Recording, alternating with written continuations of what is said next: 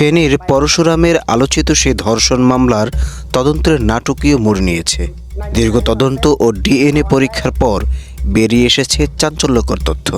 Police জানিয়েছে, অভিযুক্ত ইমাম ও মক্তব শিক্ষক মুজাফফর আহমদ মূলত আসল অপরাধী নন। ভুক্তভোগী কিশোরীকে ধর্ষণ করেছে তারই আপন বড় ভাই মোরশেদ।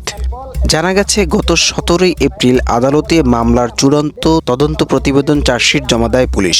প্রতিবেদনে নিরপরাধ মুজাফফর আহমদকে মামলা থেকে অব্যাহতির সুপারিশ করা হয়েছে এবং আপন বোনকে নির্যাতনের দায়ে ভাই মোরশেদকে প্রধান আসামি হিসাবে অভিযুক্ত করা হয়েছে। পুলিশের সূত্রে জানা গেছে, 2024 সালে 24 নভেম্বর স্থানীয় মক্তব শিক্ষক ও ইমাম মুজাফফর আহমদের বিরুদ্ধে ধর্ষণের অভিযোগে মামলা করে কিশোরীর পরিবার। সেই মিথ্যা মামলায় তাকে গ্রেফতার করা হলে তিনি 32 দিনের মতো কারাগার ভোগ করেন।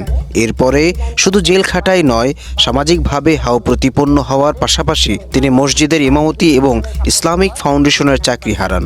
মামলা তদন্ত ভার পাওয়ার পর পুলিশ আধুনিক বৈজ্ঞানিক পদ্ধতির সহায়তা নেয়। সিআইডির ফরেনসিক পরীক্ষায় দেখা যায়, ইমাম মুজাফফর আহমদের বিরুদ্ধে আনা অভিযোগের কোনো ভিত্তিই নেই। পুলিশ এরপর আবার তদন্ত শুরু করলে এক পর্যায়ে কিশোরী স্বীকার করেন যে তার বড় ভাই মোরশেদ দীর্ঘদিন ধরে তাকে যৌন নির্যাতন করে এসেছিল। পরিবারের সম্মান বাঁচাতে এবং মূল ঘটনা আড়াল করতে সুপরিকল্পিতভাবেই নিরপরাধ শিক্ষক মুজাফফরকে এই ঝামেলায় ফাঁসানো হয়েছিল। আনাস শেখ আম্মার, ডেস্ক নিউজ, দূরদর্শন টিভি।